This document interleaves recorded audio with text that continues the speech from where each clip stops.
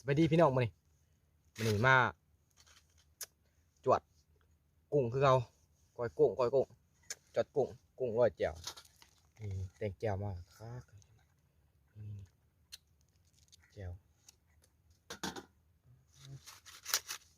มักใส่หมูแดงมื้อนี้มาใส่หมูแดงมักก้อยใส่หมูแดงอยู่ป่าอยู่ดงคือเก่านี่กุ้งปลากระพงบ่เห็นปานใดเนาะขาโขกขาโขกมาเบิ่งกันพี่น้องมากินน้ำกันใครเข้ามาเบิ่งกะกดไลค์กดติดตามให้นี่เด้อพี่น้องเด้อ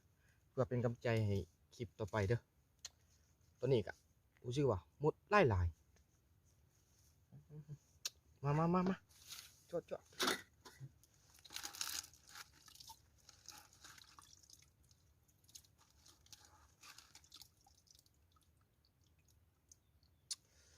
นี่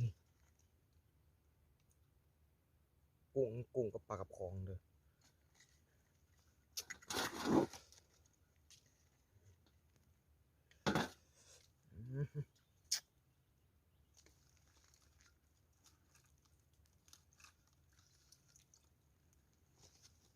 จวดเลยฝากกดไลค์กดติดตามนี่เด้อพี่น้องเด้อเพื่อเป็นกำลังใจให้คลิปต่อไปนี่มาพี่นี่หมูแดง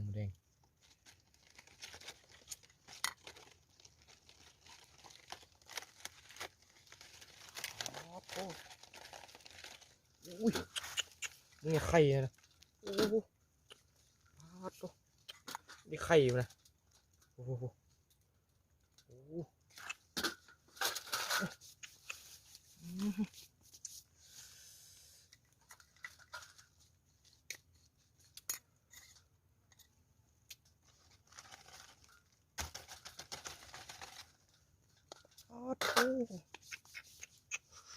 อุ้ยหักเลยพี่น้องนะ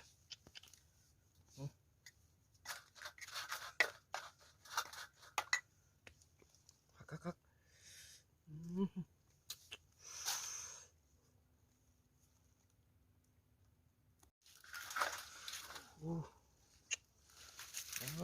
อยู่หน้าเด้อมื้อนี้เด้ออยู่ป่าอยู่ดงคือเก่าหมดกินพี่น้องเอ้ย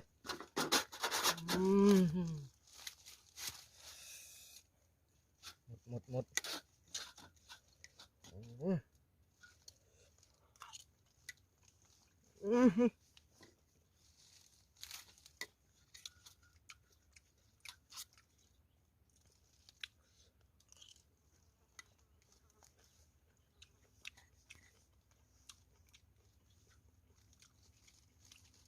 หักอะไรนี่เหรอครับอะไรนี่ไงอ๋อโถ่หมดแดงกันเลย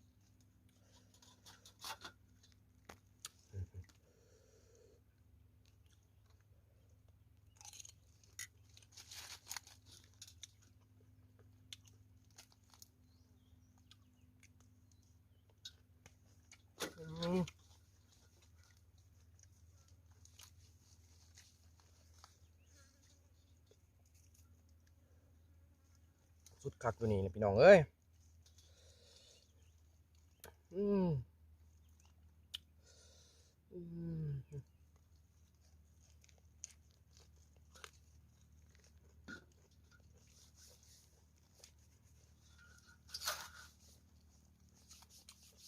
เงาะหมูแดง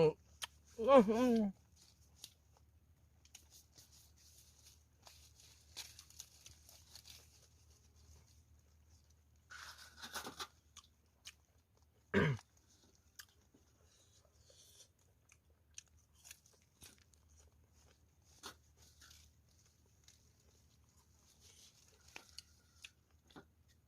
มมาอยู่ป่าอยู่ดงอะไรนี่มีแต่หมดแดง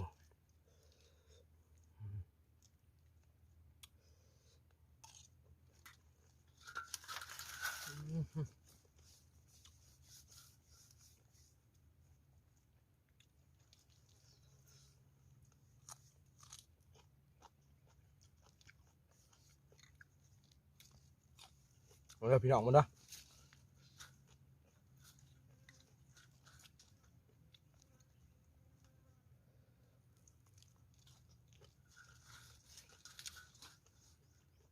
ตัวก็หมูแดงเลย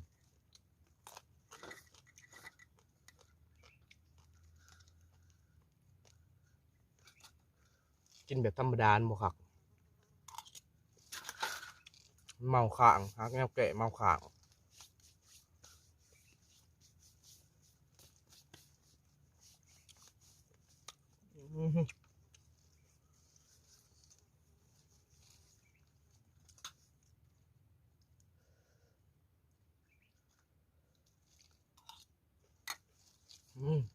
เบิ่งเนาะ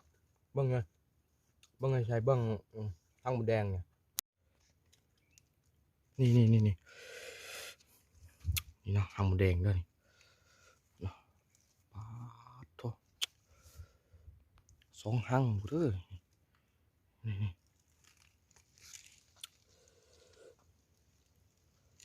โอ้เห็นบ่นี่กินกับหั่งหมดแดง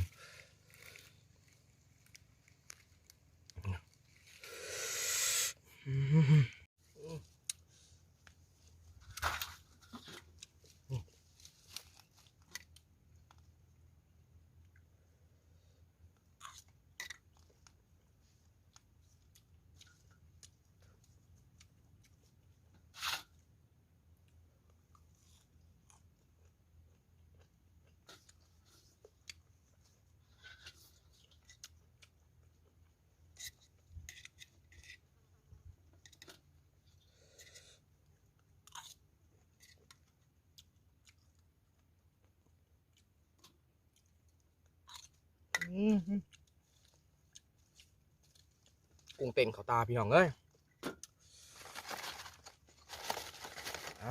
ไปก่อนกันนะ